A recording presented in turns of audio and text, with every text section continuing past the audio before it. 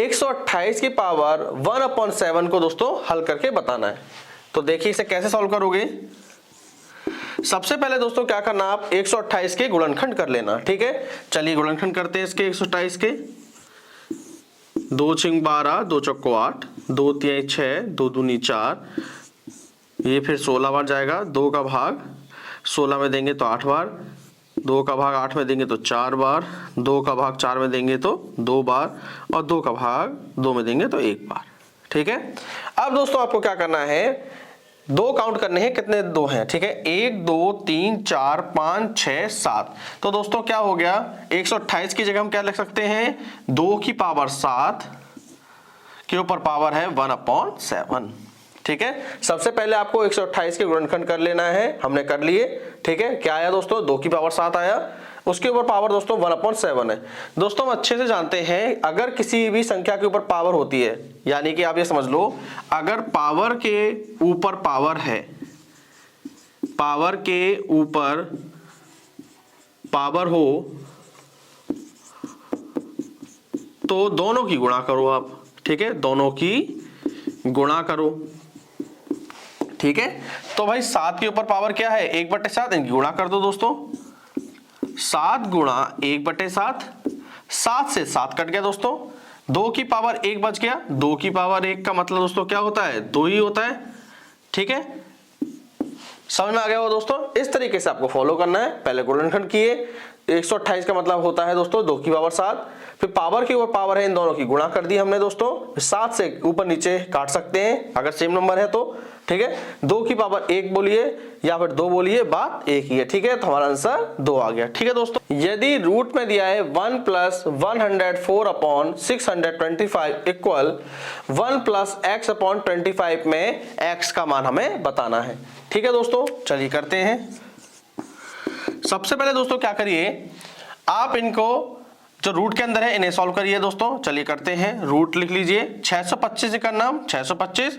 अब 625 में दोस्तों 104 जोड़ेंगे तो 5 4 9। ठीक है, 2 यहां से आ गया और 7, और नीचे क्या बच गया दोस्तों, 625 बच गया। ठीक है, पहले रूट वाले को सॉल्व किया, बराबर। अब दोस्तों इसे करेंगे 25 का नाम 25 प्लस का दोस्तों x है तो x बटे में दोस्तों क्या रहेगा, 25 रहेगा। यहां तक क्लियर हो गया दोस्तों। अब दोस्तों हम अच्छे से जानते हैं रूट 729 किसका होता है, 27 का, तो दोस्तों 27 लिख लो इस तरीके से। ठीक है, और रूट 625 दोस्तों किसका होता है, 25 का, तो 25 लिख लिया हमने। ठीक है, बराबर 25 प्लस के x बटे 25। दोस्तों अगर आमने सामने एक जैसी संख्या लिखी हो तो हम इसे काट सकते हैं। 25 से 25 काट दिया दोस्तों। ठीक है, अब आगे करते हैं 25 प्लस का x बराबर की 27 रहे बच गया दोस्तों। अब दोस्तों आगे क्या करोगे, x बराबर दोस्तों यहाँ प्लस का 25 है, बराबर के दूसरे साइड जाके माइनस का हो जाएगा। 27 में से 25 घटा देंगे दोस्तों, तो क्या बचेगा दोस्तों, 2। तो x बराबर दोस्तों हमारा क्या आ गया, 2 आंसर निकल आया कि मनोज ने एक साइकिल 2100 रुपए में खरीद कर, साइकिल कितने की खरीदी दोस्तों, 2100 रुपए खरीदी, 10% हानि पर उसे बेच दिया, तो साइकिल का हमें विक्रय मूल्य बताना है। तो दोस्तों बहुत आसान प्रश्न है। क्या हुआ दोस्तों, हम खरीद कर रहे हैं साइकिल 2100 रुपए की। ठीक है, अब हमने क्या किया, उसपे 10% हानि पर बेच दिया। जब दोस्तों 10% हानि पर बेचना हो तो 100 में 10 कम कर देना। 100 में 10 कम कर देंगे दोस्तों तो कितना रह जाएगा, 90। ठीक है भाई, 10% हानि है तो 90 बटे 100। अगर लाभ होता तो 110 बटे 100 करते। ठीक है, हानि है इस वजह से हमने क्या किया, 90 बटे 100 किया। हमेशा आपको 100 में से प्लस और माइनस करना है। ठीक है, हानि है तो माइनस करना, 100 में से 10 कम करके लिखना। अगर आपका लाभ है तो प्लस 10 करके रखना 110 को।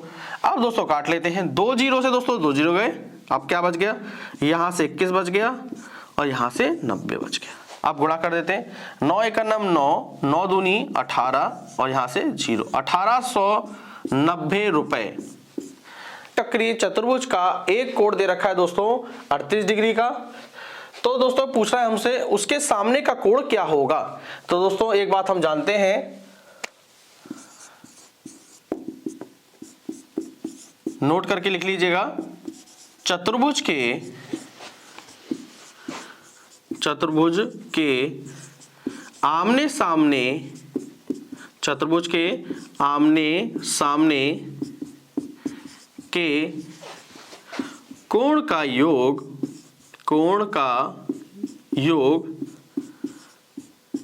180 डिग्री होता है दोस्तों। ठीक है, चतुर्भुज के आमने सामने के कोण का योग दोस्तों 180 डिग्री होता है।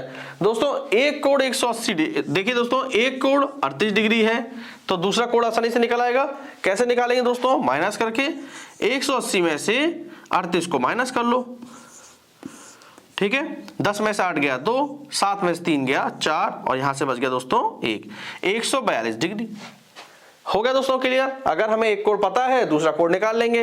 बस हमको क्या पता होना चाहिए? चतुर्भुज के आमने सामने के कोण का योग 180 डिग्री होता है तो दूसरा कोण निकल आया हमारा दोस्तों। ठीक है, तो सामने वाला कोण कौन कितने डिग्री का होगा? 142 डिग्री का होगा।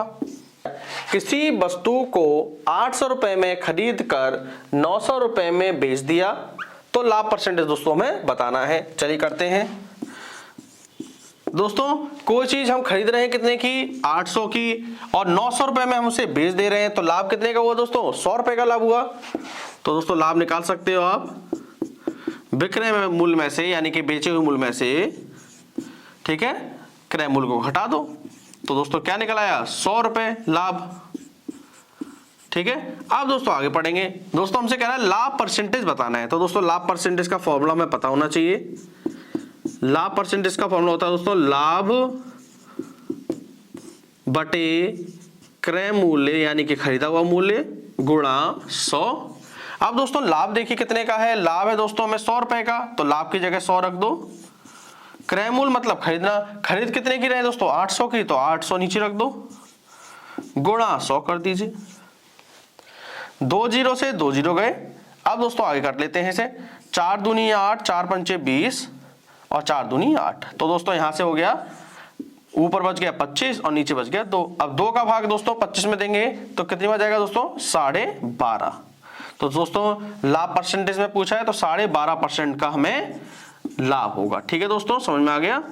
ठीक है, आपको याद रखना है लाभ परसेंटेज बराबर लाभ बटा क्रय मूल्य गुणा 100। ठीक है, लाभ को ऊपर रख लेना और खरीदे मूल्य को नीचे, गुणा 100 कर देना, सॉल्व कर देंगे और दोस्तों आपका आंसर आ जाएगा।